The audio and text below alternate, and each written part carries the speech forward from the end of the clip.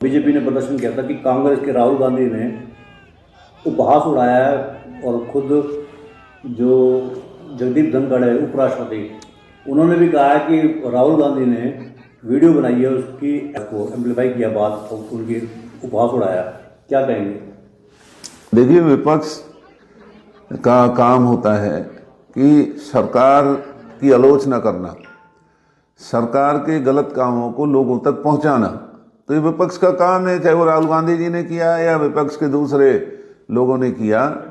जिस तरीके से देश की संसद में गैर कानूनी तरीके से 147 सांसदों को बिना वजह केवल काले कानून पास कराने की वजह से उनको बाहर कर दिया, उनकी मेंबरशिप सदस्यता को सस्पेंड कर दिया, और वो बाहर बैठ कर के सरकार की बुराई भी ना करें, सरकार की आलोचना भी ना करें, तो ये इतनी बड़ी जाति तो आज भाजपा के राज में इस देश को देखने को मिल रही है। वरना तो लोगों के प्रजातंत्र का गला घोंटने का काम भाजपा कर रही है। और आज हमारे इलाके ने बहुत ज़बरदस्त प्रदर्शन पलवल में किया, जहां हमने लोगों को बताया कि किस तरीके से जिस देश की आज़ादी के लिए इस देश के लाखों करोड़ों लोगों ने अपने जीवन को दांव पे लगाया, आज भाजपा ने सांसदों की सस्पेंड करके इस देश में काला कानून बनाया है, जिसमें इन्होंने ये इंतजाम किया है कि किसी भी व्यक्ति को पुलिस अब 15 दिन तक हिरासत में रख सकती है। जो पहले कानून था कि 24 घंटे में किसी भी गिरफ्तार व्यक्ति को अदालत में पेश करना पड़ता था, अब भाजपा ने डर और भय बनाने के लिए, प्रजातंत्र का गला घोंटने के लिए, पूरी दुनिया में ऐसा कानून नहीं है। आज देश में ये कानून बना है कि पुलिस जज से भी बड़ी हैसियत पुलिस की बना करके अगर 15 दिन बेकसूर लोग जो भाजपा के विरोधी लोग हैं उनको थानों में पकड़ करके बिठाया जाएगा, तो फिर देश में प्रजातंत्र कैसा है। और इसी तरीके से काला कानून बना करके जो दूसरे के किसी भी मोबाइल को इंटरसेप्ट करना, उसके ऊपर निगरानी करना, उनकी बातों को सुनना, सारी जानकारी जबरन ले लेना, ये कानून में जो इन्होंने संशोधन किया है, ये लोगों के हितों पर कुताराघात है। टेलीफोन आज एक हर व्यक्ति की बहुत बड़ी एक ज़रूरत है। वो अपने बच्चों से भी बात करते हैं, अपने माँ बाप से भी करते हैं, व्यापार से भी बात करते हैं, कोई ना कोई व्यापार या घर की बातों को टेलीफोन से इधर उधर भेजते हैं। आज सरकार ने टेलीफोनों के ऊपर भी जो ये काला कानून लगा करके कि किसी के भी फ़ोन को बिना इजाज़त सुन सकते हैं, उसको देख सकते हैं, उनके ईमेल, उनके व्हाट्सएप को निकाल सकते हैं, तो ये तो इस देश के अंदर जो आज़ादी है वो खतरे के अंदर है। तो आज पूरे देश में लोगों ने जो प्रदर्शन किया है, जब लोगों को पता चलेगा कि ये जो काले कानून बीजेपी ने धर्म की आड़ में भय बनाने के लिए, कहीं ईडी है, कहीं इनकम टैक्स है, अब एक नया डर बनाने के लिए पुलिस को इन्होंने इस तरह का एकाधिकार दिया है 15 दिन किसी को भी अपनी गिरफ्त में रखने का। मेरा सवाल यह था कि सरकार की आलोचना करना अलग बात है, उपराष्ट्रपति जगदीप धनखड़ का उपहास उड़ाना ये तो कहाँ तक उचित है? अगर उपराष्ट्रपति को गलत बात करेंगे तो देश के सांसदों को अधिकार है कि वो उनकी आलोचना कर सकते हैं। इसमें जाति या धर्म का क्या लेना देना है? इस तरह की जाति किसी भी चुने हुए नुमाइंदे की कोई जात नहीं हुआ करती, उसे सभी लोग चुनते हैं और सभी लोग उनसे उम्मीद करते हैं कि जब कभी भी ज़रूरत पड़ेगी वो लोगों की आवाज़ को उठाएंगे। तो इस तरह का बीजेपी का प्रचार लोगों को बरगलाने वाला प्रचार है। और जो विपक्ष के सांसदों ने गैर कानूनी तरीके से उनको सस्पेंड करने के एवज में जो धरना दिया, चाहे वो मिमिक किया, चाहे उन्होंने वीडियो बनाए, ये उनका अधिकार था और ये कोई गैर कानूनी बात नहीं है। खुद पीएम मोदी ने फोन करके कहा कि 20 साल से मैं भी दंश झेल रहा हूँ, अब बेइज्जती महसूस कर रहा हूँ 20 साल से। उपराष्ट्रपति ने सोशल मीडिया पर साझा की है। उपराष्ट्रपति जगदीप धनखड़ ने सोशल मीडिया पोस्ट में लिखा कि प्रधानमंत्री नरेंद्र मोदी का टेलीफोन आया था। उन्होंने कल पवित्र संसद परिसर में कुछ माननीय सांसदों की घृणित नाटकीयता पर बहुत दुख जताया। उन्होंने मुझे बताया कि वो पिछले 20 सालों से इसी तरीके का अपमान सहते रहे हैं। जो मोदी जी का बर्ताव और व्यवहार है वो एक सम्मानजनक प्रधानमंत्री के पद के मुताबिक उनका व्यवहार नहीं है। और उन्हें ऐसा नहीं करना चाहिए। वो देश के प्रधानमंत्री हैं, जिस तरीके से कोई भी वो बात कह देते हैं ये उन्हें शोभा नहीं देता। गीता महोत्सव भी हुआ, 2 दिन का गीता महोत्सव चल रहा है हरियाणा में, क्या कहेंगे इसको लेकर? गीता महोत्सव का जो संदेश है वो भारतीय जनता पार्टी को मानना चाहिए, जिसमें जो भगवान श्री कृष्ण ने गीता की रूह से जो दुनिया को जो संदेश दिया उसे पूरी दुनिया समझ रही है। केवल भाजपा ही गीता के संदेश को नहीं समझ पा रही है। और गीता महोत्सव का नाटक करके अरबों खरबों रुपए खर्च किए जाते हैं।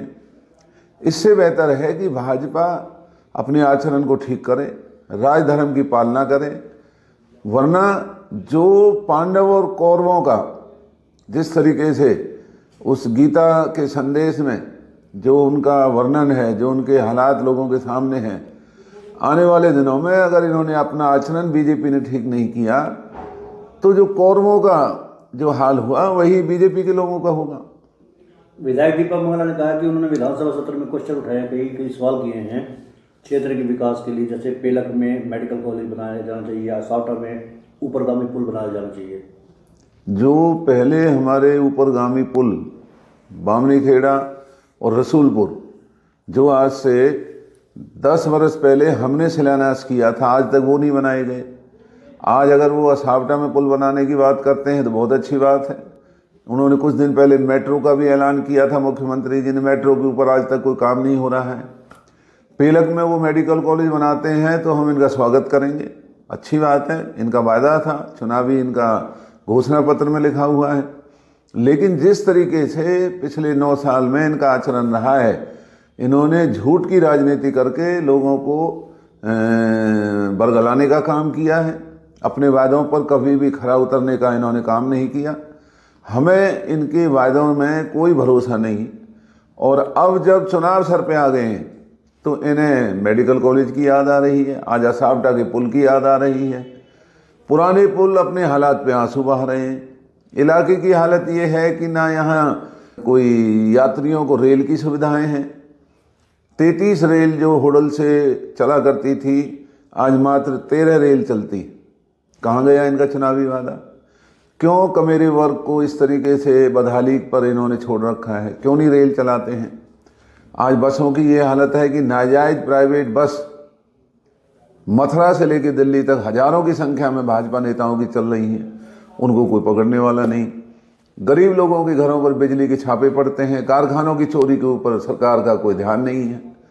बेरोजगारी की हालत ये है, ऑनलाइन के नाम पर जो करप्शन है, पैसा देते हो तो पोर्टल चल जाता है, पैसा नहीं देते हो पोर्टल नहीं चलता, ऑनलाइन ठप पड़ी हुई है। तो बीजेपी के राज में बहुत बदहाल हालात में हरियाणा के अंदर लोग जी रहे हैं और इनके इन चुनावी वादों पर लोगों का कोई विश्वास नहीं है। ये केवल घोषणाएं करना जानते हैं, ये केवल लोगों को जाति और धर्म में बांट करके नफरत फैलाना जानते हैं। इलाके के लोगों की, जिस इलाकों ने भाजपा की सरकार हरियाणा में बनाई, पलवल और फरीदाबाद जिले के लोगों ने, आज सबसे ज़्यादा बदहाली हमारे इलाके के लोगों की है। न नहरों में पानी आता है, न रजवाहों में पानी आता है, न पीने का पानी आता है, न शुद्ध पानी आ रहा है, न शुद्ध हवा है। हॉस्पिटल्स की सबसे ज़्यादा ज़रूरत हमारे इलाकों के अंदर है। और आलम यह है कि हमारे इलाके के लोगों को न सफदरजंग में जगह मिलती है, न सरकारी अस्पतालों में कोई डॉक्टर है, न दवाई है। प्राइवेट अस्पतालों में जाकर के मजबूरन लोगों को इलाज कराने के लिए वहाँ पर जाना पड़ता है। एम्स का जो ऐलान है वो इनका एक झूठा ऐलान है। आज एम्स का तो छोड़िए, पलवल का अस्पताल जो मैंने बनाया था वहाँ दवाई और डॉक्टर नहीं है, एम्स से कहाँ से बनाएंगे? ये लोगों को केवल झूठे वादों में चुनाव के समय लोगों को चुनावी फायदा लेने के लिए इस तरह की घोषणाओं को, झूठी घोषणाओं को ये दोहरा रहे हैं। काम करना बीजेपी के डीएनए में नहीं है। जो नए संजय सिंह जो रेसलर यूनियन उसके प्रेसिडेंट बने एसोसिएशन के, उनका ये कहना है कि साक्षी मलिक ने जो खेल से संन्यास लिया वो कांग्रेस नेताओं से मिली हुई है, दीपेंद्र हुड्डा से वो मिले हैं, वो और के हस्बैंड। नहीं, जो कुश्ती संघ का जो चुनाव है और जो उसके पूर्व अध्यक्ष थे उन पर कितने आरोप लगे, सरकार आंख बंद करके बैठी रही। आज उनके दाहिने अंग जो रहने वाले व्यक्ति संजय सिंह को जो अध्यक्ष बनाया है, तो ना खिलाड़ियों को उनके ऊपर कोई विश्वास है, ना देश के लोगों को उनके ऊपर विश्वास है। तो इसमें दीपेंद्र के ऊपर इल्ज़ाम लगाना ये इनकी बौखलाहट है, इनका अहंकार है। इन्हें अपना आचरण ठीक करना चाहिए और संघ के इस तरह के जो क्रिमिनल प्रवृत्ति के लोग हैं, इनके हितों को छोड़ करके खिलाड़ियों के हितों को देखना चाहिए, जो कि बीजेपी नहीं देख रही है। साक्षी मलिक ने खेलों से संन्यास लेने की घोषणा की इस आचरण को लेकर, लेकिन उनका ये कहना है कि हरियाणा में केवल राजनीति हो रही है, खेलों की तरफ ध्यान नहीं है। नहीं, ये जो हरियाणा के बच्चों ने दुनिया के अंदर देश का नाम रोशन किया, आज बड़े दुख की बात है कि हरियाणा के खिलाड़ियों को सुविधाएं नहीं मिल रही हैं, उनको अपमानित होना पड़ रहा है, उनका यौन शोषण हो रहा है, सरकार मूक दर्शक बनी हुई है। हरियाणा का खेल मंत्री, उसके ऊपर यौन शोषण का इल्ज़ाम है। देश का कुश्ती संघ का जो अध्यक्ष है, उसके ऊपर यौन शोषण का इल्ज़ाम है। लेकिन भारतीय जनता पार्टी बिल्कुल बेशर्मों की तरह ये सब कुछ होने दे रही है और खिलाड़ियों का जो मनोबल है वो गिर रहा है। साक्षी मलिक के खेलों से संन्यास को आप किस नज़र से देखते हैं? और मुझे उनके बारे में कोई इतनी जानकारी नहीं है, लेकिन उन्होंने दुखी मन से ये उन्होंने संन्यास लिया है कि जब इस तरह के भ्रष्ट लोग अगर कुश्ती संघ का चालन करेंगे तो अच्छे खिलाड़ियों का जो आने वाला समय है वो ठीक नहीं है, तो इसलिए उन्होंने ऐसा फैसला लिया होगा।